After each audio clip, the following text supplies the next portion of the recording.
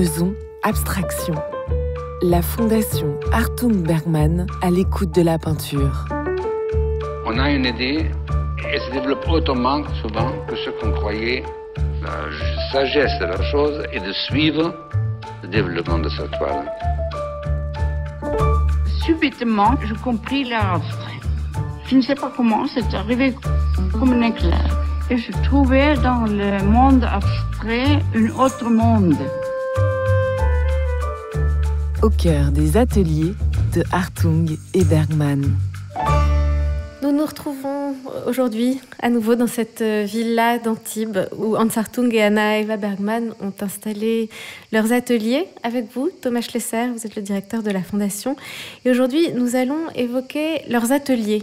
Leurs ateliers justement qu'ils ont installés l'un à côté de l'autre en contrebas de la maison, à côté de l'autre mais séparés.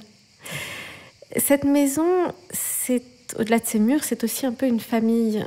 C'est une galerie de portraits qui réunit des personnes présentes aujourd'hui qui ont connu Hartung. Parlez-nous un peu de cette équipe de la Fondation qui les a entourés.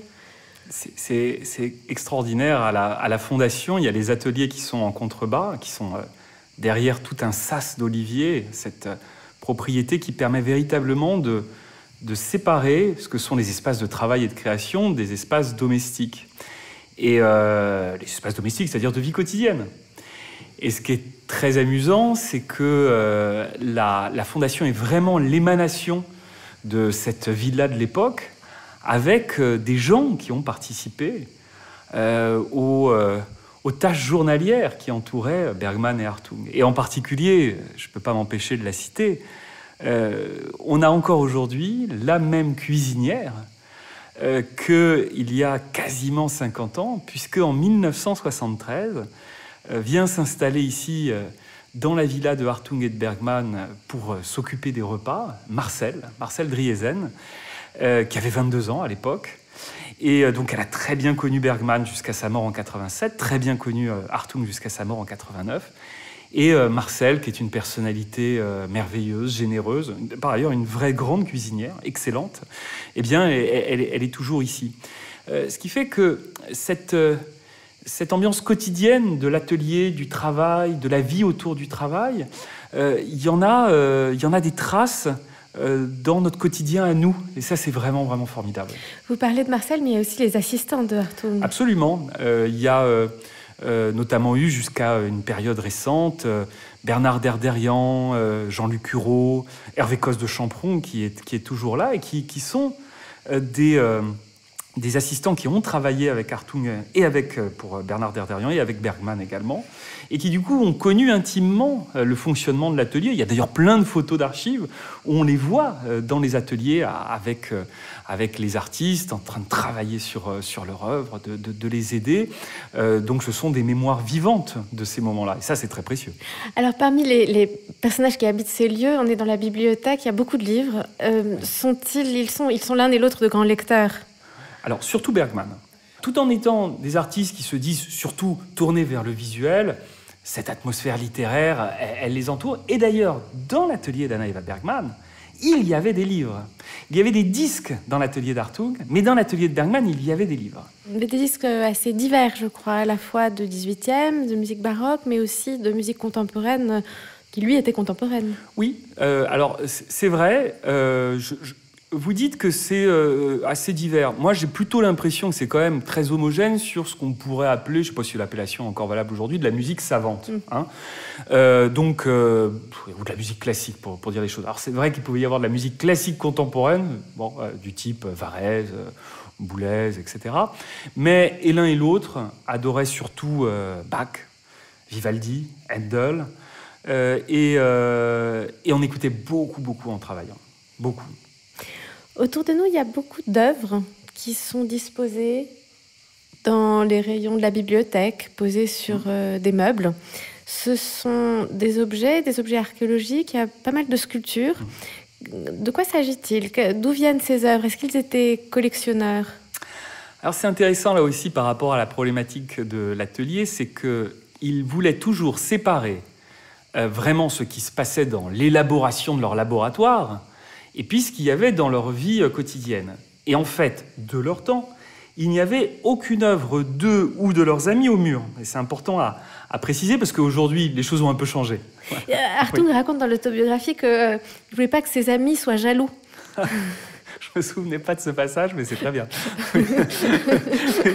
C'est très bien, ça lui ressemble bien d'ailleurs. Alors je sais pas si... Et que du coup, il mettait plutôt Manet et Goya, parce que comme ça posait moins de problèmes. Oui, alors ça, c'est une belle exagération de Hartung, puisque de Manet et Goya, il avait de Manet un petit dessin qui était un faux. On le sait aujourd'hui, lui ne le savait pas, il n'avait pas toujours l'œil pour tout. Et pour Goya, alors, il avait en effet des choses absolument merveilleuses, mais qui malheureusement ne sont plus à la Fondation, mais c'était les estampes de Goya, hein, c'était les gravures. Il n'avait pas des tableaux de Goya. En revanche... Et de Nolde ? Pardon ? Et de Nolde, d'Émile Nolde ? Émile Nolde, il a un très très beau livre, mais il n'a jamais eu, en tout cas à ma connaissance, d'œuvre en tant que telle d'Émile Nolde. Non, ce qu'il avait dans la bibliothèque dont vous parlez, c'était des petites œuvres d'Anna Eva Bergman qui lui avaient été offertes, et c'était surtout les fers de Julio González. En revanche, il n'y avait pas d'œuvre de lui, et les objets qu'on a autour de nous aujourd'hui, il y a essentiellement en fait des œuvres d'art extra-occidental, en particulier d'art khmer. Il y a une petite œuvre du Moyen-Âge qui est un peu abîmée, un peu vermoulue, mais qui est charmante, d'art roman. On voit aussi une petite statuette qui a les mains levées et qui porte un hochet. Alors on a l'impression que c'est un autostoppeur, en tout cas c'est comme ça qu'il était surnommé par Hartung Bergman et leur secrétaire Marie Andera. En fait c'est une statuette remoradas, c'est-à-dire mésoaméricaine, je crois qu'on dit aujourd'hui, précolombienne comme on disait à l'époque. Vous parliez tout à l'heure des petits tableaux d'Anna Eva Bergman. Ils se font beaucoup de cadeaux l'un à l'autre. Peut-être pourrait-on dire qu'ils sont presque le premier collectionneur l'un de l'autre. C'est exactement ça.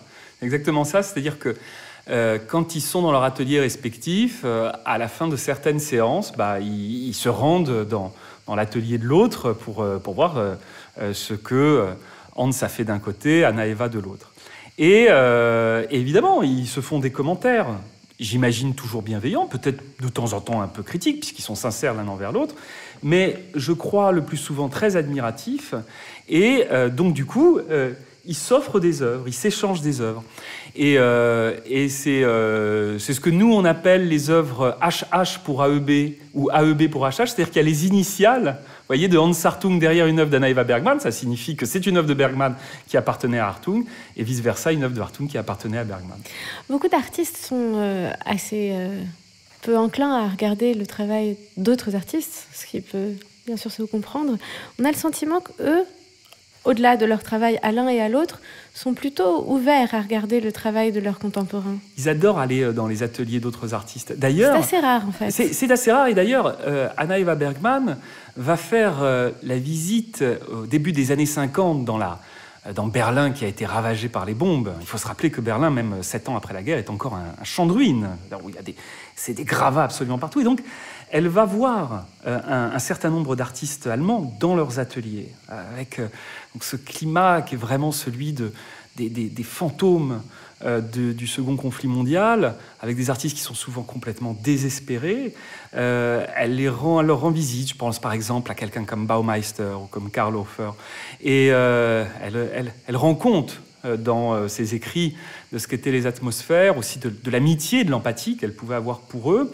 Et de même, on connaît des visites de Hartung, de Bergman dans des ateliers américains, en particulier en 1964, il découvre l'atelier de Mark Roscoe à New York et il voit Mark Roscoe en train de préparer ces grands tableaux qui, plus tard, malheureusement après la mort de celui-ci, intégreront la chapelle de Houston. Donc oui, bien sûr, ils regardent leurs amis. Et réciproquement, est-ce que leurs ateliers sont des lieux très ouverts ? On a le sentiment que dans cette maison, ils accueillent beaucoup de visiteurs, mais est-ce que les visiteurs sont invités à franchir le seuil de l'atelier ?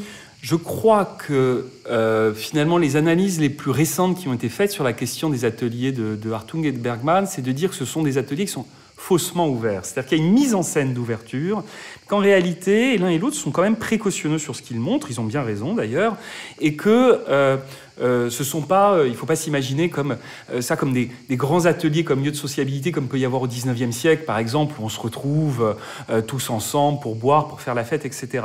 Donc, ce sont des endroits où on peut se rendre, mais avec une part de ritualisation qui fait qu'on garde quand même le regard un petit peu à distance pour éviter tout simplement aussi, je pense, de se faire pirater ou envahir, alors que ce sont des lieux, et pour l'un et pour l'autre, qui sont quand même sanctuarisés au service du travail. Il faut quand même bien répéter ça.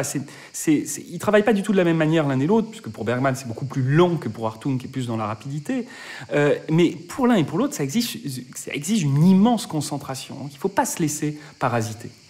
Est-ce qu'on a le sentiment que le fait de s'installer en 72 dans ces nouveaux ateliers a sur leur travail un effet direct? Je crois que ça a un effet en termes de dimension, d'une part, parce que c'est plus facile de travailler dans des meilleures conditions.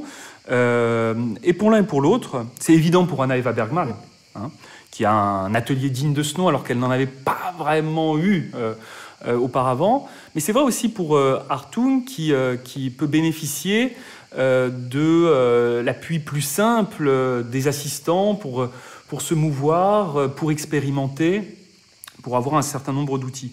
Donc oui, bien sûr, je pense qu'il y a un impact sur leur œuvre. Et ces visiteurs qui viennent ici, qui sont-ils ? C'est un peu tout le monde. Alors il y a beaucoup de journalistes et de médecins quand on regarde leur semainier, mais il y a évidemment aussi les amis. C'est amusant de voir régulièrement un peintre comme Jean Hélion, qui est une personnalité merveilleuse. Il y en aurait pour des heures à parler de Jean Hélion, qui vient très fréquemment les visiter. Évidemment Pierre Soulages, qui est très ami avec les deux, des critiques d'art. Même s'il faut bien préciser qu'à partir des années 80, les visites quand même commencent à diminuer. Ils sont, je dirais pas fermés sur eux-mêmes, mais concentrés sur leur œuvre. Voilà. Je crois que Marcel Breuer vient les voir et leur fait de grands compliments sur la maison, ce qui est l'occasion d'une extrême fierté, ce qu'on comprend. Alors, c'est une citation indirecte, donc je n'ai pas lu en tout cas Marcel Breuer qui disait, mais Hartung et Bergman racontent que Breuer aurait dit que c'était la maison qu'il aurait voulu construire. Évidemment, il faut être prudent avec cette mention. Pourquoi Breuer vient ? Tout simplement parce que le maître d'œuvre de Hartung et Bergman était Mario Llosa, qui est d'ailleurs toujours des nôtres et toujours vaillant, qui approche des 90 ans, mais qui, pour la petite anecdote, nous aide encore quand on travaille aujourd'hui sur les ajustements architecturaux, et en particulier quand on travaille sur les ateliers. On demande toujours l'avis de Mario. Qui a travaillé avec Marcel Breuer. Et qui était, pardon, vous avez raison, qui était l'assistant français de Marcel Breuer. Ce lieu, ils l'ont conçu comme leur maison, comme leur lieu de travail, leur lieu d'habitation, mais ils l'ont aussi conçu comme un futur endroit qui serait destiné à accueillir leur œuvre, comme une fondation. Ça signifie que la postérité était une chose pour eux importante. C'est très important ce que vous dites, parce que je crois que l'un et l'autre avaient une forme de vraie modestie et d'humilité par rapport à l'existence, la condition humaine dans leur quotidien. En revanche, il est tout à fait clair que l'un et l'autre avaient une totale conscience de leur postérité, de leur vivant. Bergman, on le sent dans ses carnets, je veux dire, elle travaille pour les siècles. Et puis, alors Hartung, c'est stupéfiant, c'est que dès qu'il est enfant et adolescent, il commence à classifier les choses, à les signer dès l'âge de 12 ans. Il commence à signer dans ce qu'on appelle un catalogue raisonné, c'est-à-dire le corpus des œuvres authentiques que la Fondation est en charge d'établir. On a des œuvres de Hartung quand il a l'âge de 12 ans, donc ça commence très très tôt. Et il garde absolument tout parce que ils savent qu'ils font partie de l'histoire. Ils ont raison. Et aussi, je pense que ça, c'est moi qui le pense. Je les ai jamais entendus le dire, ou j'ai pas lu ça chez eux. Mais je pense qu'ils ont conscience que une fois que la mort a frappé, il y a forcément une période de parenthèse un peu plus difficile où, pour entretenir la mémoire et la postérité, il faut des bonnes conditions de conservation des archives, des œuvres. Il n'y avait rien de mieux qu'une fondation émanant de leur propre villa pour y parvenir. En fait, c'est assez fascinant de constater à quel point ils ont mis en place une sorte de dispositif extraordinaire destiné à la mise en œuvre de leur propre historiographie. Ce lieu, c'est aussi un extraordinaire outil de recherche. Je suis tout à fait d'accord avec ça. Et je pense que c'est merveilleux parce que, vous savez, ici, c'est devenu aussi un peu une maison des historiens de l'art. Il faut dire une chose, c'est que les fondations avec des objets culturels et artistiques, quand ils font de la résidence, ils ont bien raison, c'est souvent à destination des artistes. Je trouve ça formidable. Mais c'est la norme un peu banale maintenant. En revanche, il y a peu d'endroits qui soient au service des universitaires, des commissaires, des critiques, des collectionneurs. Et ici, c'est pour eux. Et en fait, dans la région, il y a un certain nombre de maisons monographiques, enfin de musées monographiques, la Fondation Chagall, le musée Chagall, le musée Matisse par exemple. Cet endroit a la particularité de rester un lieu extraordinairement vivant. On essaye, en tout cas avec toute l'équipe de la Fondation, d'un côté, on fait en sorte d'un peu fétichiser certaines choses, et notamment les ateliers. De l'autre, il ne faut pas... je pense que Hartung et Bergman eux-mêmes auraient redouté que l'endroit devienne une sorte de réceptacle complètement inerte de ce qu'a été leur vie. Il faut que ça reste dynamique, il faut que ça se réinvente tout le temps. Donc c'est vraiment le juste équilibre à trouver entre un musée au service d'ateliers et une maison au service des humains. Merci beaucoup Thomas Schlesser. Faisons abstraction. Au cœur des ateliers de Hartung et Bergman. Nous nous retrouvons à présent avec Juliette Persilier. Vous êtes attachée de conservation à la Fondation Hartung Bergman et nous allons ensemble continuer à explorer les archives sonores de Hans Hartung et de Anna Eva Bergman. Alors, on vient un petit peu en arrière. Avant Antibes, ils sont installés dans un atelier dont on a commencé à parler au 5 rue Gauguet à Paris, dans le 14e, une villa des années 30 dont Hartung dessine les plans de surélévation en 1959. On écoute un film de 1964 de Jacques Simonet et Guy Suzuki. Je peux entrer? Bien sûr. Est-ce que tu vois encore assez clair? Pas trop maintenant. Ça commence à être un peu noir. Je suis obligée de m'arrêter bientôt.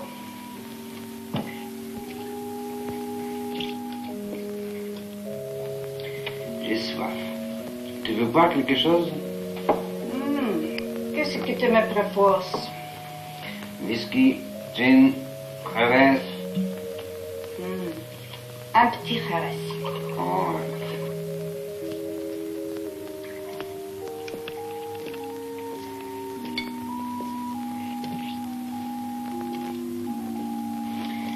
Tu es content de ton travail aujourd'hui? Oui, à peu près, je pense. Je remonte travailler maintenant. Bon travail. À tout à l'heure. Merci. Alors tout ça est a l'air totalement naturel, mais en réalité, on sait que vous avez, je crois, retrouvé dans les archives le témoignage de ce que tout ça a été entièrement écrit, entièrement théâtralisé, rédigé, et on a le sentiment qu'il y a quand même quelque chose de très théâtral, enfin une part de jeu dans leur existence. Et d'ailleurs, ce patio d'Antibes est comme une sorte de grande scène sur laquelle on a l'impression que beaucoup de choses peuvent se passer à beaucoup de moments. Alors, revenons rue Gauguet. Ils s'installent en 1959. Ils viennent de se remarier. Comment cet atelier-là était-il composé? Comment la répartition des lieux était-elle organisée? Alors, à l'origine, avant la surélévation faite par Hartung, il y avait en fait simplement un rez-de-chaussée, donc avec un espèce de grand hall qu'ils appelaient l'atelier, parce que c'était une maison qui avait été construite comme un atelier d'artiste quand même. Donc il y avait un grand hall central qui faisait office d'atelier, et ensuite une petite mezzanine sur laquelle il y avait les espaces de vie, donc la chambre, la salle de bain, etc.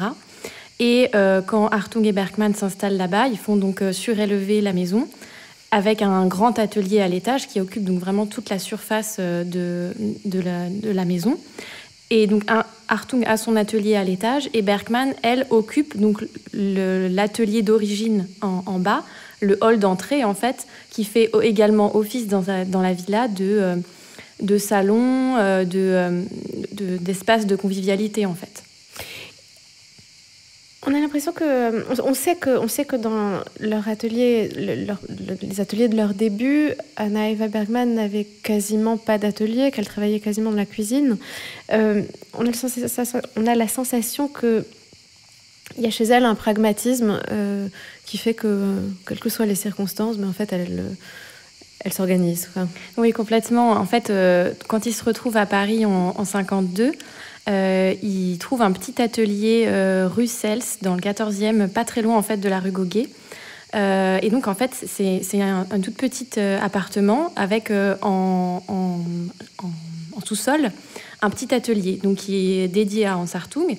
Et Bergman explique dans ses mémoires qu'elle travaille un petit peu là où il y a de la place, donc sur le lit, parfois dans la cuisine, etc. Et qu'elle doit ranger tout son matériel à la fin de la journée, au moment des repas et quand ils reçoivent du monde. Donc c'est toujours très complexe. Et elle explique du coup que dans son travail, elle est toujours contrainte dans le format de ses œuvres par rapport au lieu dans lequel elle travaille. Et quelque part, je pense que l'atelier d'Antibes, c'est un petit peu l'aboutissement pour elle de toutes ces années de contraintes par rapport au format, où petit à petit, elle agrandit la taille de ses toiles, donc de la rue Cels avec des tout petits formats, et où même ils vont énormément développer la gravure à l'atelier La Courrière, parce qu'ils ont justement très peu d'espace pour travailler la peinture dans leurs ateliers. Puis la rue Goguet, où là, on commence déjà à avoir des espaces sous plafond un petit peu plus hauts, et puis même un peu plus larges pour pouvoir s'étaler, même si elle reste quand même dans le lieu de vie, à l'atelier de la rue d'Antibes, où là, elle a complètement son espace personnel, où elle peut développer des grands formats à la hauteur de son imagination et des paysages qu'elle rêve. Alors on va suivre Pierre Descargues, journaliste et critique d'art, qui visite cet atelier d'Antibes en 1981. C'était sur France Culture. On entre. Là aussi, c'est bien rangé. Hein. Il y a aussi de l'ordre. Oh, Anna Eva, comment pouvez-vous dire que c'est pas en ordre? Moi, je trouve jamais que c'est en ordre chez moi. Eh ben,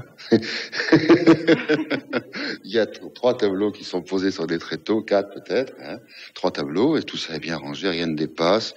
Il y a des fiches dans les fichiers, il y a des carnets ouverts aux pages qu'il faut, un petit escalier qui monte et qui conduit à un endroit pour être tranquille. Où il y a les gravures. C'est presque aussi bien rangé que chez Hans Hartung. Mieux rangé. Ah oui? En tout cas plus propre. Non, c'est pas mieux quand même. Quoi? Chez Mosnus-Condat. Et non, ici, c'est beaucoup plus propre et beaucoup mieux rangé, chaque chose à sa place, etc. Parfait. Bien, comment va le travail? Mon travail à moi, tu demandes? Moi, je trouve toujours que je travaille mal. Mais je travaille quand même. Si les autres l'aiment, tant mieux. Quoi, vous l'aimez pas, votre travail?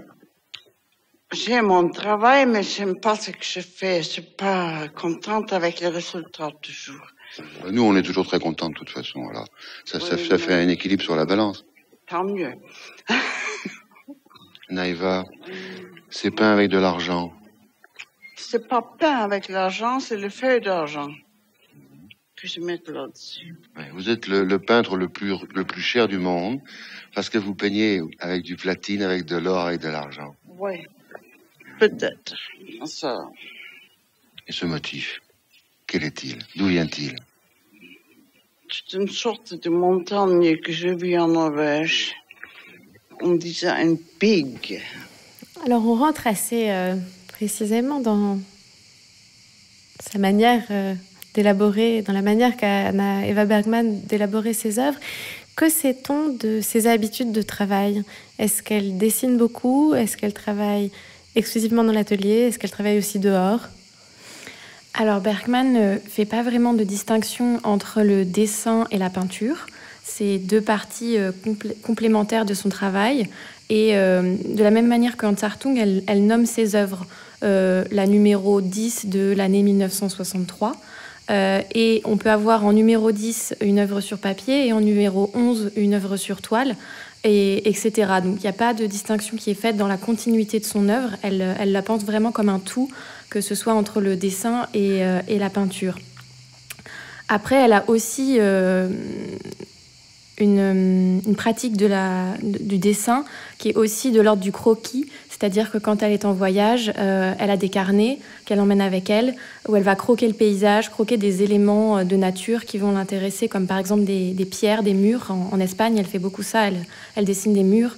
Et ensuite, elle va réinvestir ses croquis dans l'étude qu'elle va faire au sein de son atelier sur les toiles, sur même d'autres œuvres papier. Donc elle reprend ces formes en fait qu'elle a vues dans la nature et elle les retravaille. Et cette technique de la feuille de métal qu'elle utilise et qu'elle décrit dans la conversation avec Pierre Descargues, je crois que c'est son ancien beau-père qui lui a appris. Donc, cette technique qui est oui. aux icônes. C'est ça. En fait, c'est pendant la période où elle vit en Norvège pendant la guerre, elle rencontre Christian Lange, qui est un restaurateur de cathédrale, avec qui elle se lie d'une vraie amitié, d'une vraie complicité intellectuelle. Et elle rencontre après son fils qu'elle épouse. Mais c'est vraiment avec le père qu'elle a une vraie complicité. Et en fait, il va l'initier à la technique de la feuille de métal, puisque lui, comme il est restaurateur de cathédrale, il restaure en fait les dorures qu'il y a sur les parois des églises. Et c'est une technique qu'elle va réappliquer vraiment dans sa forme stricto sensu, c'est-à-dire qu'elle va utiliser un fond ocre, généralement, mais ça peut être aussi un fond jaune ou bleu qui transparaît d'ailleurs parfois sur les côtés de ses toiles. Donc c'est assez intéressant de voir la stratigraphie de ses œuvres. Il y a ce fond coloré et il y a par-dessus différentes couches qui permettent d'appliquer la feuille de métal. La feuille de métal est ensuite posée à la main. Et ensuite, par-dessus, il y a un glacis qui est apposé qui permet de créer des effets de transparence. Et parfois même, entre la feuille de métal et ce glacis, elle va déposer de la peinture et la gratter pour pouvoir créer justement des effets de couches, de transparence, de lumière. Est-ce que dans la manière dont elle s'approprie cette technique ancestrale, il y a des variations au fil des 30 ans pendant laquelle elle l'utilise ? Oui, justement, c'est assez intéressant. C'est-à-dire qu'au départ, elle va essayer de cacher la forme même de la feuille. Parce que les feuilles, quand on les achète, ont une forme carrée. Donc, il y a de la feuille d'or, de la feuille d'argent et aussi de la feuille de cuivre qu'elle utilise. Et au départ, elle cache cette forme-là parce qu'elle veut faire disparaître la forme du carré au milieu de la forme qu'elle crée. Et petit à petit, en fait, dès les années 60, elle utilise cette forme carrée pour créer justement la forme qu'elle recherche. Et donc, c'est très intéressant de voir de quelle manière elle va ensuite vraiment laisser visible la matière elle-même, en fait. Alors, on va suivre maintenant Pierre Descargues dans l'atelier de Hans Hartung, quelques mètres plus loin. Alors, l'autre atelier, un couloir très haut, avec les réserves de couleurs. Oui, ça, c'est les couloirs, recevoir de couleurs, de matériel, de pinceaux, de tout ce qu'il faut. Et puis un très haut plafond parce que quelquefois les tableaux sont très grands. Les tableaux qui sont très grands, oui. Voilà. Ici, une autre étape. Alors, ce que nous avons vu dans le premier atelier, c'était quoi? La préparation des toiles? Oui, surtout. Et ici, la peinture. Préparation, et puis non, pour la fin, pour le vernissage, c'est encore de l'autre côté après. Et ici, c'est pour travailler, pour moi. Ici, c'est la peinture. Il y a toujours, par les grandes vitres, le champ des oliviers, ouais. Qui est superbe. Les olives sont bonnes? Il fallait les faire très hautes aussi, parce que le terrain monte. Alors, pour attraper le ciel encore à peu près, il fallait faire ça très haut. Dans la méthode de travail de Hans Hartung, il y a une grande rupture qui s'opère en 1960, qui déplace en quelque sorte la place du geste dans sa manière de faire. Est-ce que vous pourriez nous dire un mot de ce passage? Oui, alors au départ, en fait, Hans Hartung, dès les années 30, il va utiliser une technique qui s'appelle la mise au carreau, c'est-à-dire qu'il travaille essentiellement sur du papier, il va faire des dessins sur papier, et les motifs, les formes qui vont le plus l'intéresser, il va les reproduire sur toile. Mais quand je dis reproduire, c'est-à-dire qu'il va vraiment faire un quadrillage de ce dessin originel sur papier et proportionnellement le reporter sur la toile. Donc c'est très intéressant parce qu'on a conservé des fonds d'atelier où on voit justement de quelle manière il reportait les points de dessin d'origine. Et cette technique-là, il va l'utiliser jusqu'à la fin des années 50. C'est très étonnant parce qu'en fait, on a l'impression de quelque chose de très spontané, alors qu'en fait, c'est un contrôle absolu. Complètement, totalement. Et c'est aussi une technique qui lui permet justement de maîtriser son œuvre et aussi de maîtriser les coûts de production parce que dans les années 30, il n'est pas encore reconnu, il a assez peu d'argent, il vit dans la pauvreté, et donc ça lui permet quand même d'économiser un petit peu sur les prix des toiles qui sont quand même assez élevés. Et à partir de 1960, on a un double changement qui s'opère, c'est-à-dire que jusqu'ici, il travaillait sur de la peinture à l'huile, qui est un procédé qui met assez longtemps à sécher. Et à partir des années 60, il y a la mise en commerce de la peinture acrylique et la peinture vinylique, qui sont des peintures industrielles qui sèchent beaucoup plus vite. Et beaucoup d'artistes à ce moment-là se mettent à les utiliser, et Hartung également. Et ça va lui permettre en fait d'avoir un geste qui est beaucoup plus rapide sur la matière picturale. Et donc c'est à ce moment-là aussi qui devient vraiment, qui est à l'apogée de son succès, puisqu'il remporte le Grand Prix de la Biennale de Venise. Et donc, quelque part, il a plus rien à prouver, il n'a pas besoin d'argent, et il a une nouvelle technique qui lui permet de travailler rapidement. Donc, il y a un grand changement qui s'opère, et à ce moment-là, il va travailler directement sur la toile, directement sur la peinture, et appliquer un fond à l'aide de ses assistants, et venir gratter, travailler la matière picturale avant qu'elle sèche.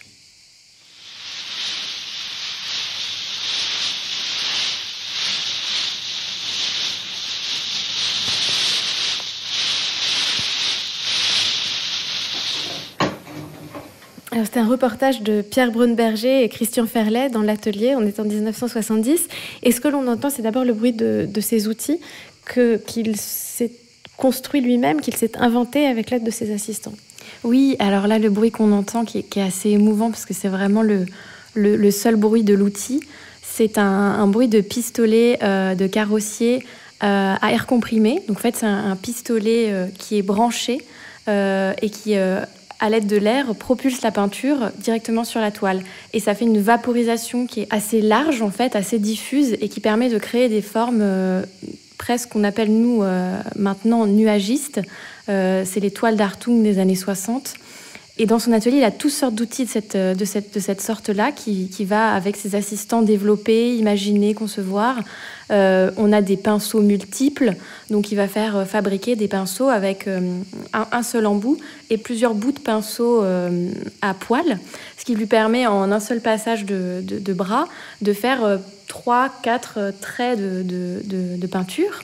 On a également l'utilisation d'outils qui sont sortis de leur contexte. C'est presque des ready-made de Hartung dans l'atelier. Il utilise des râteaux de jardin, il utilise des rouleaux de lithographie qu'il va appliquer directement sur la toile. Enfin, il y a toutes sortes de choses et qui lui permet justement de renouveler son travail.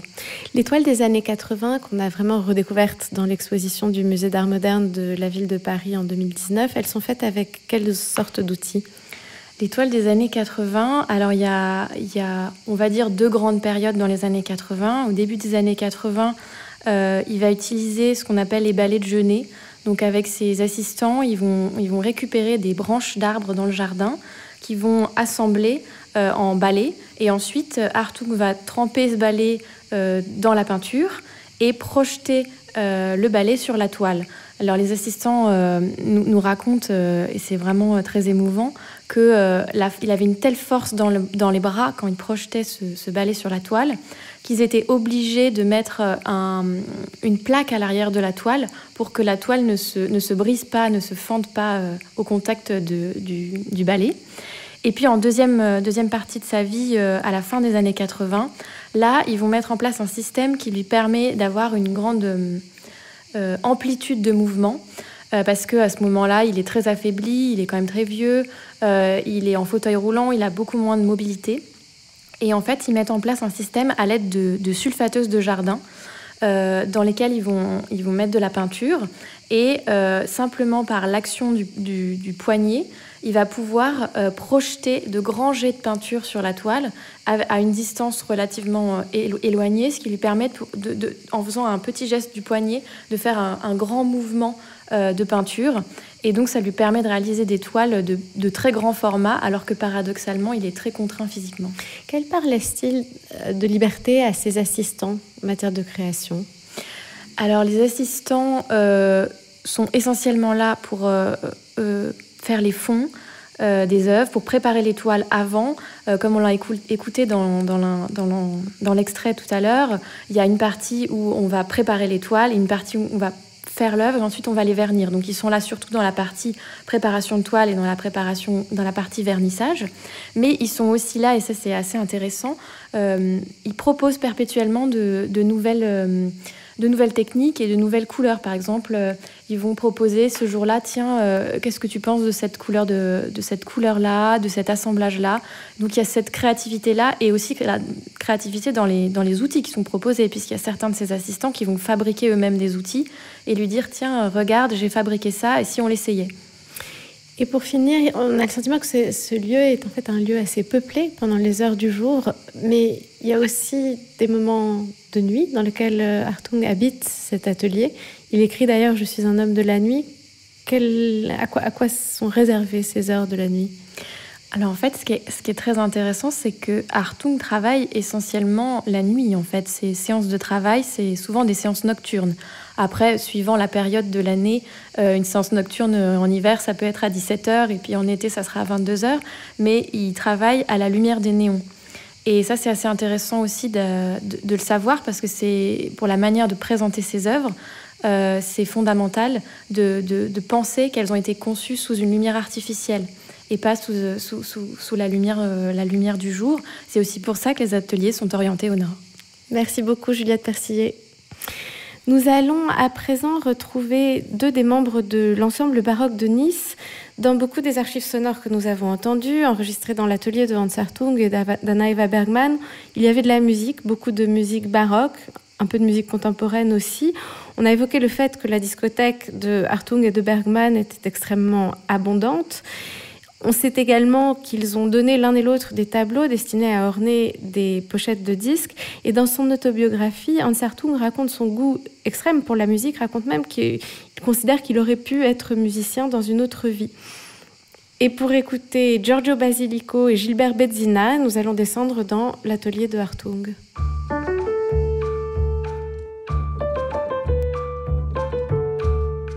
Faisons abstraction.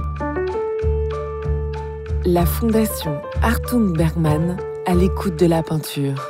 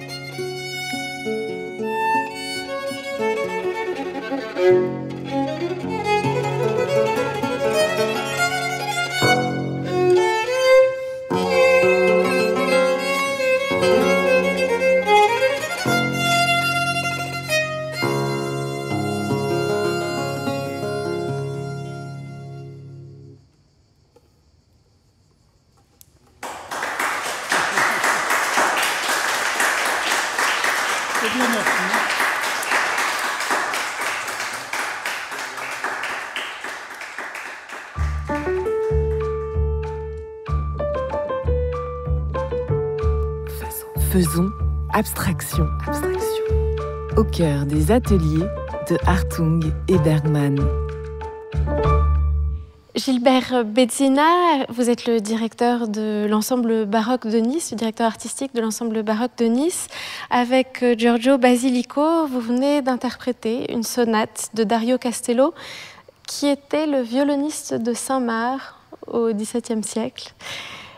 Pour commencer, pourquoi le choix de ce morceau? Dans cet atelier de Hans Hartung où nous nous trouvons, dont les murs sont maculés de peinture, nous sommes entourés de 2 tableaux des années 80, de ses pinceaux, de ses outils qu'il a construits lui-même. Parce que, en regardant la discographie qu'avait Hans Hartung et donc de la musique qu'il écoutait, c'est énormément basé, beaucoup sur la musique baroque, on va dire, et notamment beaucoup de Vivaldi, énormément de Bach.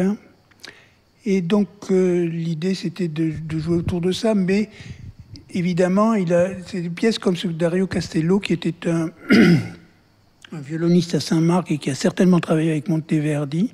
Je crois d'ailleurs qu'Hartung avait des extraits de Monteverdi dans sa collection de disques. Donc, c'était représentatif à la fois de l'école de violon de cette époque-là, qui était très très riche et très bariolée, on peut dire, dans des teintes très très variées. Il y a des enchaînements de parties très tendres et des enchaînements très vifs. Et je crois que ça traduit bien ce qu'a pu penser, quand on voit d'ailleurs dans ce cadre-là, ce qu'on voit, on sent exactement cette ambiance-là, me semble-t-il. Quels sont les instruments sur lesquels vous venez de jouer? Donc là, c'est un peu la spécialité de l'ensemble baroque de Nice, et il y a beaucoup d'ensembles comme ça aujourd'hui, c'est d'essayer de retrouver, de redonner à la musique les couleurs et les timbres qu'ils ont connus à l'époque des compositeurs comme Monteverdi, Castello, Vivaldi. Et donc, en ce qui concerne les violons, c'est très proche, mais c'est un violon baroque, donc il y a quand même, je ne vais pas rentrer dans le détail de la facture des violons du XVIIe siècle, mais le violon a beaucoup évolué à la fin du XIXe siècle, quoi. Et donc c'est presque un nouvel instrument qu'on a pour la musique du XXe siècle. Les cordes sont en métal, alors qu'elles étaient en boyau, l'archet n'est plus le même, il était beaucoup plus léger. Donc toutes ces choses-là contribuent à donner un timbre tout à fait différent à ce qu'on peut entendre avec les instruments modernes, et c'est ce qui nous plaît, c'est d'essayer de retrouver les œuvres avec les sonorités qu'elles ont connues à l'origine. Et après, on peut faire ce qu'on veut, évidemment, et on peut jouer Bach sur un synthétiseur, il y a des gens qui le font remarquablement, et c'est parfait aussi. Et voilà. Et donc là, pour ce soir, donc j'ai demandé à Sergio Basilico de nous jouer, d'accompagner cette pièce avec un théorbe, ce qui se faisait beaucoup à l'époque, mais c'était assez libre. Ça aurait pu être un clavecin, ça aurait pu être un orgue ou un théorbe. Et donc le théorbe, il va nous en parler. C'est un instrument qu'il connaît bien. Bon, ça sert surtout pour faire des bassos continus. Basso continuo, c'est une structure qu'on trouve dans toute la musique baroque. 14 cordes, c'est un peu compliqué. Un boyau. C'est la basse du luth, quoi. Le luth étant le violon de la famille, on va dire. Et le théorbe, ce serait un peu le violoncelle, on va dire. Donc, au niveau tessiture, c'est grave et ça sert à faire les basses, donc qu'on ne peut pas faire avec un luth. Oui, on arrive jusqu'au sol grave, de violoncelle, finalement. Oui. Est-ce que dans la discographie de Hans Hartung à laquelle vous avez eu accès, vous avez trouvé des enregistrements Alors, du théorbe, pas vraiment, mais de la viole d'amour, par exemple, oui. Et puis, comme on peut le voir en lisant donc cette discographie, on voit qu'il y a vraiment d'abord une recherche sur la musique du XVIIIe siècle, puisqu'il y a énormément de Vivaldi, mais pas uniquement. Il y a du Telemann, il y a de la musique française, il y a du Leclerc, il y a du Lully. Enfin, il y a vraiment beaucoup de choses du XVIIIe siècle. À une période où il y avait très peu d'enregistrements de cette musique-là. Et souvent avec des instruments, enfin donc comment dire, on n'avait pas encore cette idée de retrouver toujours la sonorité des instruments anciens. On pouvait jouer Bach ou Vivaldi sur des instruments modernes, ce qui se faisait très souvent. Mais on voit aussi qu'il a particulièrement attaché à une collection qui s'appelait Archives Productions et qui, tout de suite, dès les années 1950, a commencé à chercher les timbres des instruments, ce qu'on disait tout à l'heure. Et donc, il y a beaucoup de ces disques d'Archives Productions dans la collection d'Hans Hartung, et notamment des pièces d'orgue de Walcha, de Bach, qui étaient sur des orgues historiques du XVIIe siècle en Allemagne, les orgues qu'a connu Bach. Et voilà, et tout est autour de ça, quoi. Et il y a aussi énormément de pièces de clavecin qu'il avait dans sa discothèque. On sait qu'il travaillait en écoutant de la musique énormément, donc que ces murs, même entre lesquels nous nous trouvons, ont résonné du son de ces disques.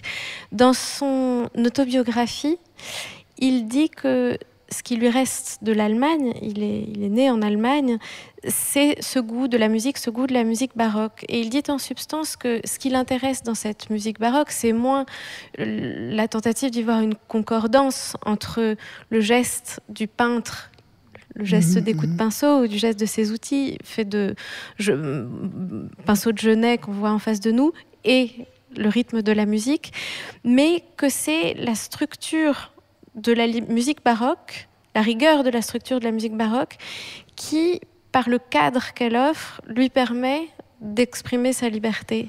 Ah oui, je comprends très très bien ça, et notamment qui concerne l'Allemagne, puisque des compositeurs comme Jean-Sébastien Bach, par exemple, mais bien avant lui, Scheid, Schütz et tous ces gens-là, ont une écriture qui est beaucoup plus arithmétique, on va dire, que la musique italienne, qui reste structurée aussi, mais où la mélodie a une place très très importante. Chez Vivaldi, c'est énormément du chant, de la mélodie, et c'est magnifique au niveau mélodie.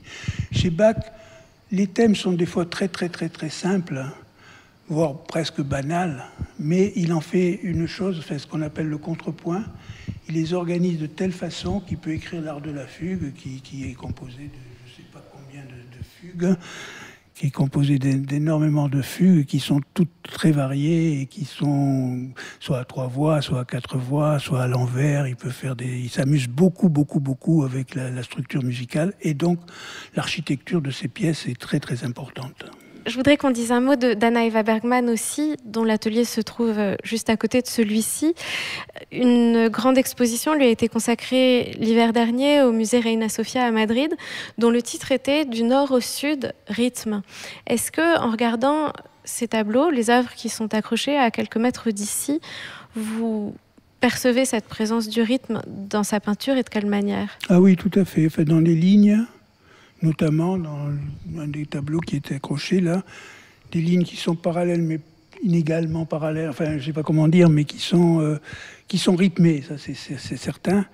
Et donc si on veut un rapprochement avec la musique baroque, je crois que la musique baroque est une musique essentiellement rythmée, dans la mesure où c'est une musique qui est énormément influencée par la danse populaire, les menuets, les gavottes, les gigues et autres danses, qui étaient des danses tout à fait populaires, mais qui ont été utilisées par Bach, entre autres, d'une écriture beaucoup plus savante, mais avec une base rythmique qui reste toujours là. Et même Bach, lorsqu'il écrit des cantates sacrées, il y a toujours cette idée de musique c'est pas une idée de musique de danse, mais c'est conçu et construit comme une danse.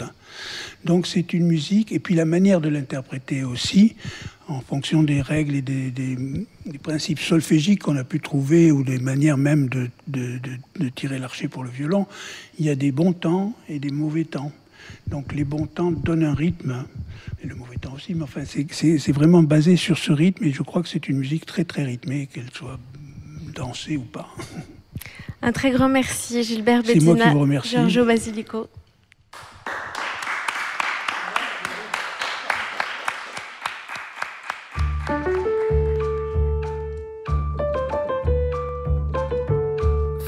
Faisons abstraction. Retrouvez ce podcast en ligne sur toutes les plateformes.